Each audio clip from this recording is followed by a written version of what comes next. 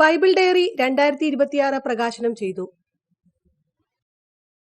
വരാപ്പുഴ അതിരൂപത മീഡിയ കമ്മീഷന്റെ കീഴിലുള്ള കേരളവാണി പബ്ലിക്കേഷൻസ് പുറത്തിറക്കുന്ന ബൈബിൾ ഡയറി 2026 പ്രകാശനം ചെയ്തു.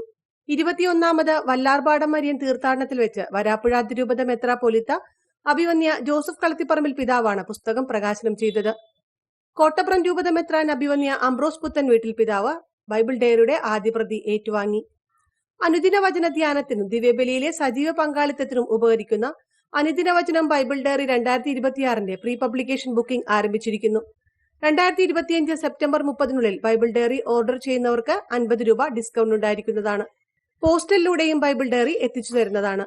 സെപ്റ്റംബർ 30 മുതൽ ബൈബിൾ ഡയറി മുഖവിലയായ 250 ലഭ്യമാവുക.